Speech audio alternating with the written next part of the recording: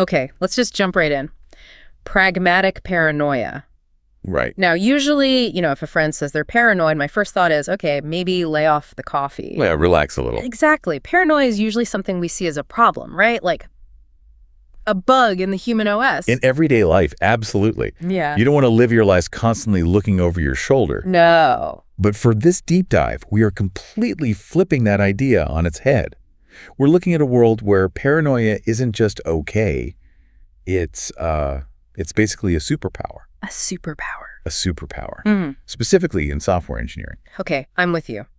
So our source material for today is a stack of notes from the CS326 software engineering course, specifically from Class 10, and we're pairing that with reading notes on Chapter 4 of the Pragmatic Programmer. A really solid combination. And the mission here seems pretty clear. We're not just talking about writing code that works when everything's perfect. We're talking about like a philosophy of defensive driving. Yeah. But for code. That is a great analogy. Defensive driving is perfect. Right. I mean, when you get in a car, you don't assume every other driver is a saint who follows all the rules. Oh, definitely not. I assume everyone is actively trying to cause a problem. Exactly. You assume someone's going to cut you off. You assume the car in front might just slam on its brakes for no reason. You're constantly protecting yourself from the chaos of the road. So in our world, the chaos of the road is what? Is it bad user input, other people's code? It's all of that. And this is the really important part from Chapter 4. It's also yourself. Myself. Yes. You're learning to code against your own future mistakes. Okay, that makes sense. So let's get into this philosophy of imperfection. I was looking at the reading notes, and wow, this one line just hits you. It says, flat out, you can't write perfect software. It's a tough one to accept, right? Especially because so many of us are perfectionists. For sure. But it's really the foundational truth of this entire approach. If you start a project thinking you can write something that's totally bug-free, well, you've already lost. Why? Wouldn't that confidence be a good thing? It's a false confidence. Because if you think the code is perfect, you won't build in the defenses. You won't check for errors because you know they can't happen. And that's exactly when things fall apart. The notes go even further. They say you shouldn't trust yourself, which I have to admit, that feels a little harsh. I mean, I try to be trustworthy. It's not about your character, Yeah. It's about acknowledging the reality of the environment. You're working with these massive, complex systems, interfaces you don't control, and, well, you're human. We get tired. We make typos. Exactly. We get distracted. So trust no one isn't just an old TV show slogan. It's a coding standard. So this is what the notes call defensive coding. Right. You're constantly validating information. You're using constraints. You assume the data coming in might be wrong or that a function you call might fail. You're basically bubble wrapping your code from the messy real world and from your future self.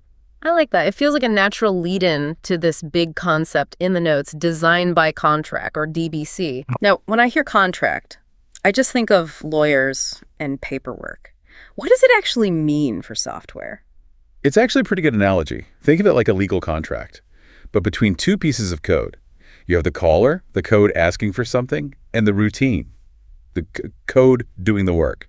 It's an agreement on their rights and responsibilities. And the whole point is to make sure a program is correct.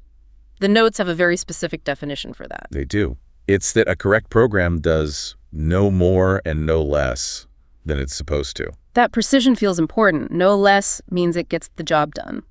No more means no weird side effects. Exactly. No surprises.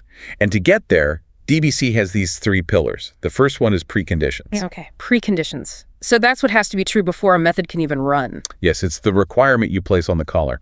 Think about a function that calculates the square root. You can't take the square root of a negative number, right? Right. So the precondition is you must give me a non-negative number if you don't. The function just says nope.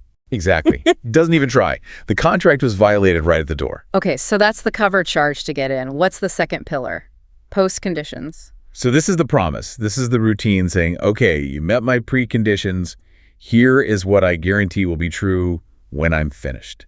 It's the state of the world after it runs. So give me a valid number, and I promise I'll return its square root. You got it. And then there's the third one, which felt a little trickier. Clash invariance. Can you break that down? Sure. An invariant is just a condition that must be true about an object. Well, always. Or more specifically, it must be true at the start of a method, and it must be true again when the method finishes. So it can change in the middle. Yes, things can get messy internally. Think of a bank account. An invariant might be balance must be greater than the overdraft limit. Okay. Now, inside some transfer method, maybe the balance dips for a millisecond while numbers are moved around in memory. That's okay. But by the time that method is done, that rule, the invariant, has to be true again. And if it's not? If it's not, the contract is broken. And the notes are crystal clear on this. Yeah. That is a bug. It's a failure in the design. I love this next part. The notes talk about being lazy and how lazy code is actually a good practice.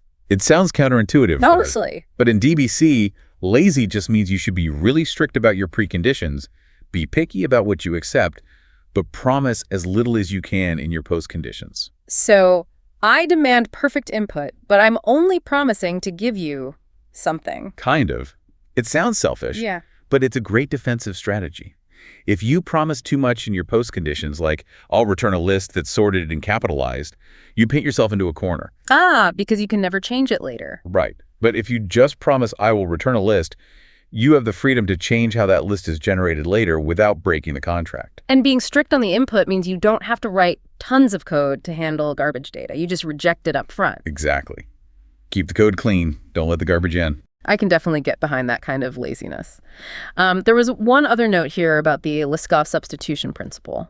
Oh, yeah, that's a classic. They mentioned something about subclasses needing an is a relationship, not a sort of relationship. This is so important for making sure those contracts hold up. It's a core idea in object-oriented programming. If you have a parent class, let's say bird, and a subclass penguin, the penguin object has to behave like a bird in every way the contract specifies. Well, a penguin and a bird. Biologically, yes. Yeah. But let's say our bird class has a fly method, and the contract for fly says this will cause the bird to move through the air. Oh, I see the problem. Right. Penguins don't fly. So if you substitute a penguin where the code expects any old bird, and then you call fly, the contract is broken. The program fails. Your penguin is only sort of a bird in that system. Exactly. It violates the principle because it can't honor the parent's contract. So no sort of relationships. Got it. Moving on, we have this really provocative statement from the notes. Dead program does less damage than a crippled one. This is the core of the failing fast philosophy. It just feels so drastic. I mean, you'd rather the program just crash. Users hate crashes. They hate crashes, absolutely. But you know what they hate even more? Losing their data. Losing data. Oh. Or seeing their bank balance suddenly wrong. I mean, think about the alternative. If a program hits a critical error, but it just keeps chugging along, what's it actually doing? It's just limping. It's limping. And it's probably processing bad data. It might be saving corrupt information to the database. The notes call it creating trash. A crippled program just keeps spreading the damage. So a crash is a clean break. It is. A dead program stops the damage immediately and forces you to confront the real problem. A crippled program just hides the problem, and you might not see the bad data until hours later, making it way harder to debug. There's a great quote in the notes I loved. Catch and release is for fish. I like that one too. It's talking about a really bad habit where developers use a try-catch block. Which is supposed to handle errors. Supposed to, yes. But they just use it to swallow the error and do nothing, just to keep the program running. The everything is fine meme. Totally. But it's so dangerous. You're hiding the evidence. The notes are very blunt. Read the damn error message. Every error is giving you valuable information. Don't throw away your clues. And speaking of errors, the notes make a technical distinction between exceptions and error handlers. Is that just splitting hairs? No, it's a real functional difference. An exception is described as a non-local transfer of control. It's like pulling the eject cord. It completely stops the normal flow and jumps you somewhere else to deal with the crisis. And an error handler. That's usually just a local function you call to clean up a specific known mess, and then you continue on. Exceptions are for when the program is fundamentally confused. Error handlers are for when the program knows what to do about a problem. Okay, that makes sense. That brings us to the impossible mistake. The notes warn us about that it can't happen mindset. The famous last words of every developer. Right. The user will never do that. The server is never down. And then it happens. It always happens. The notes explicitly say every switch statement needs a default case. Because the impossible happens. Exactly. Even if you only account for red, green, and blue, you still need a default case for when purple inevitably shows up. So this is where assertions come in. I feel like people use them for error handling, but the notes say that's a huge mistake. A huge, huge mistake. Assertions are for checking things that you believe are truly impossible. They're sanity checks for you, the developer. But, and this is the critical part, you must not use them for actual error handling. Why not? I mean, if it catches a problem, it catches a problem. Because assertions are often turned off in production code. They get compiled out to make the application run faster. So if your crucial check for, say, a file existing is inside an assertion, then when you deploy the code, that check just disappears. it vanishes completely, your safety net is gone. That is terrifying. So how do you know when to use an assertion versus a real error? It all comes down to context and what you define as exceptional. The notes use the perfect example. File not found. Yeah, if I go to open a file and it's not there, that's an error. Is it, though? It depends. If it's a configuration file the program needs to even start, then yes, that's exceptional. That's a crisis. You should crash. But But if it's a file the user's trying to open and they just type the name wrong, well, that's not exceptional. That's expected behavior. You handle it gracefully, tell the user, and move on. context is everything. Okay, let's switch gears to resource management. Memory, files, network connections. The golden rule here seems to be finish what you start. Simple, but so easily forgotten. The routine that allocates a resource is the one responsible for deallocating it. If you open a file, you close the file. Don't leave it for someone else. And the notes mention a specific order you have to do this in if you have multiple resources. Right, and this is to prevent deadlocks. That's when two processes are frozen, waiting for each other to release a resource. The technique is to deallocate in the opposite order of allocation. So, first in, last out. Like a stack. Exactly that. Open A, then open B, then close A. If you mix up the order, you risk getting them tangled up. The notes call out Java specifically, saying to use try-catch, finally. The finally block is your best friend here. It runs no matter what. Even if an error happens in the try block and the code crashes, finally still runs to close your resources. It's a lifesaver for preventing leaks. I really like this next analogy from the notes. Don't outrun your headlights. It's one of my favorites. It's all about taking small steps and getting feedback. If you're driving at night so fast that you can't stop within the distance your headlights illuminate, you're just driving into pure darkness. You're being a fortune teller. Precisely. In code, it means don't write 1,000 lines without ever compiling or running it. Take small, deliberate steps. Write a little, test a little. Get that feedback that confirms what you did actually works. And if you don't, you might get hit by a black swan. Yeah, that's a reference to the idea of major unpredictable events. Maybe a core library you depend on is suddenly gone. Maybe the whole platform changes. If your code is rigid and not built in small, replaceable pieces, a black swan event can just wipe out your entire project. So stay paranoid, stay flexible. You have to. Assume the world will change under your feet. Okay, I want to pivot a bit. We've been talking about managing code, but the notes also get into managing the team. Right, from the Class 10 slides. This is about discussion leadership and wiki governance. Because software is about communication, not just code. Exactly. And it says the discussion leader's role is not just to summarize the reading. No, that's the boring part.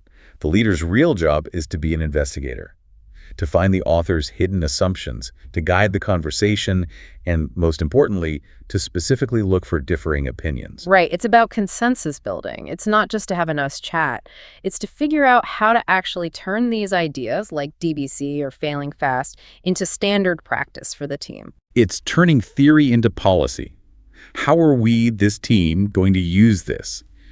And that philosophy extends to the wiki governance questions in the notes. Yeah, I thought those were great. Should the edit summary be required? Do we need a librarian role for the wiki? Where do we put open questions? They might sound like small administrative things, but they're really about governance. If you don't decide where open questions go, they get lost.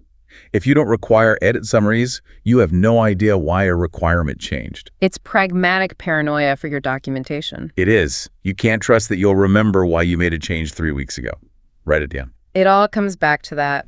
Okay, looking at the time, we should probably cover the outro items. There are some hard deadlines in the reminder section of the notes, so if you're in the class, this is for you. First one is February 13th. Yep, that's the reading on the productivity paradox, and the wiki section drafts are due.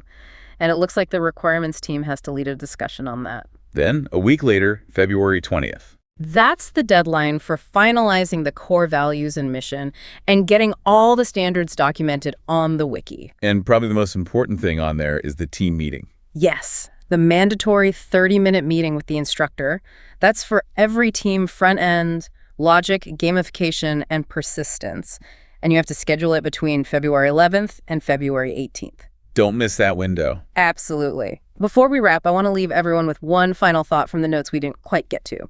It's about the banana problem and fence post errors. Oh, the banana problem. It sounds delicious. What is it? It's from that old joke about the kid who learns how to spell banana but then doesn't know when to stop. B-A-N-A-N-A-N-A. And how? How does that relate to code? It's about loops.